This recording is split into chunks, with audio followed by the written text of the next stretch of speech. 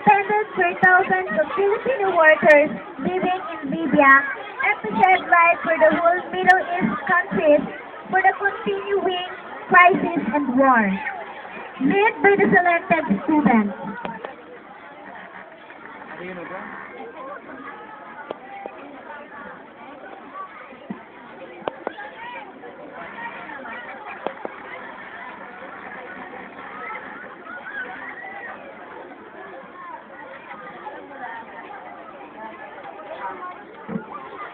Exclusive participants.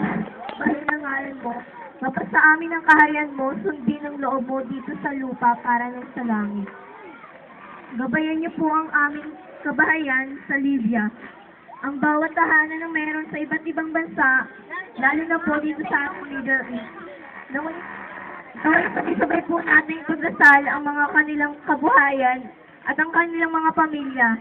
Dahil sa paghihirap ng buhay ngayon at pagkakagulo doon, meron pong gera. Bigyan niyo po sila ng araw-araw ng kakanin at ilayo niyo po sila sa kapahamakan at huwag niyo po silang ipahintulot sa tukso at ilayo niyo sila sa lahat ng masama.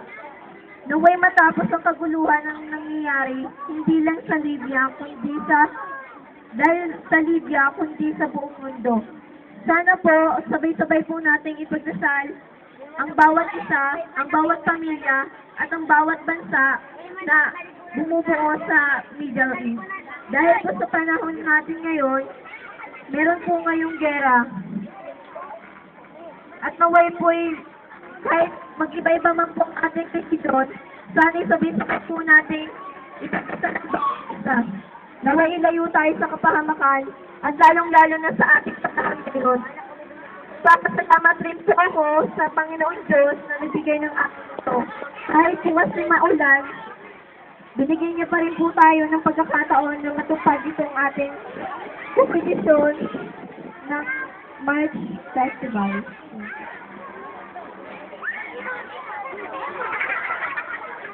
Pangyarihan sa lahat, busbus ka po ng mga biyaya.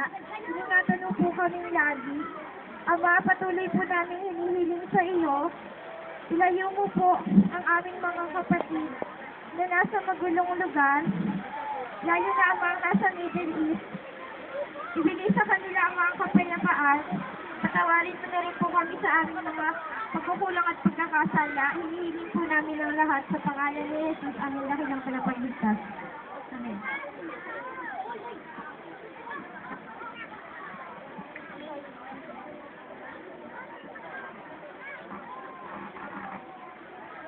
Amen. Tayo pong lahat hapon po nito, kami po ay nagkatipon-tipon ngayon upang manalangin sa inyong dakilang pangalan. Dahil ikaw ang Diyos na makapangyarihan sa lahat. Lord, unang-una ko pong pinapanalangin na sana patawarin niyo po kami sa aming mga nagawang kasalanan. Linisin niyo po ang aming mga puso ng salanan maging karapat-dapat kami sa inyong paningin. Lord, alam naming nagkakagulo ngayon sa ibang bansa tulad ng Libya at Japan. Lord, hinihiling po namin na matapos ng kaguluhang iyon sapagkat nasusulat sa isang verse sa Bible, pagsubok na ibibigay sa amin na hindi namin nakakayang lagpasan. Alam namin, Lord, na lagi ninyo kaming inaalalayan sa bawat oras ng aming ginagawa.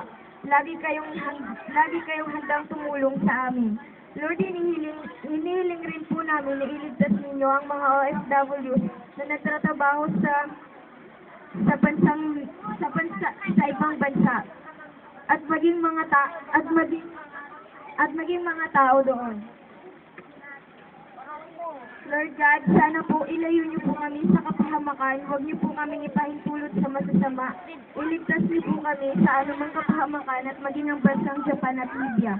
Naway magkaroon na sila ng katahimikan sapagkat marami ng taong namamatay dahil sa kaguluhan sa mga bansa. Lord, alam namin hindi maiksi ang inyong kamay upang ipaabot ito sa mga taong nakahilata ngayon sa kanilang mga higaan dahil sa kanilang karamdaman.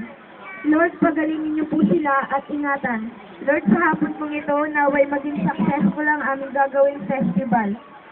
Bigyan niyo po kami ng kalakasan ng pangangatawan ng bawat grupong magpe-present ngayon. Ang mga presentasyon, Lord, wala na po kaming ibang hinihiling pa kundi ang pasalamatan at papurihan sa iyong dakilang pangalan. Amen.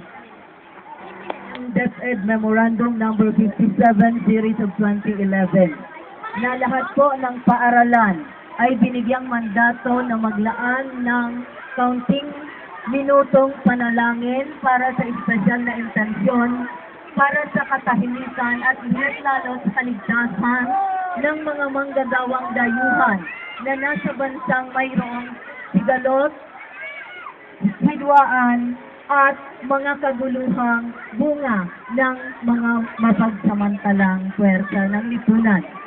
Kaya po sa puntong ito, bibigyang linaw namin na ang espesyal na intensyon ay para po sa kanila higit lalo sa kapanatagan ng loob ng kanilang mga pamilyang naiwanan sa kanilang mga bansa. Ito po ay isang gawain na itinatakda sa lahat ng mga pampublikong ahensya upang maging bahagi sa pangkalahatang hangarin ng kapayapaan. Salamat po.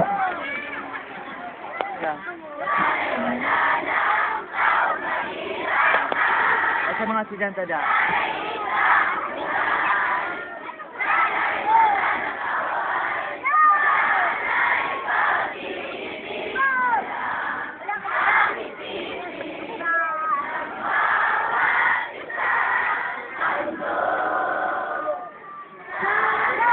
Pag-ibig na lang ang isipin.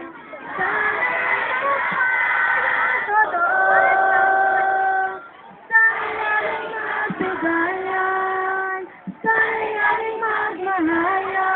ang tao'y di nagugutom kung naiuuhan. Sana'y hindi na gumagabi o umaaraw. Sana'y walang pagkilit, sana'y walang paglamig, sana'y pag-ibig na lang ang isipin ng bawat isa sa mundo. Sana'y pag-ibig na lang ang isipin. Sana'y magkatotoo.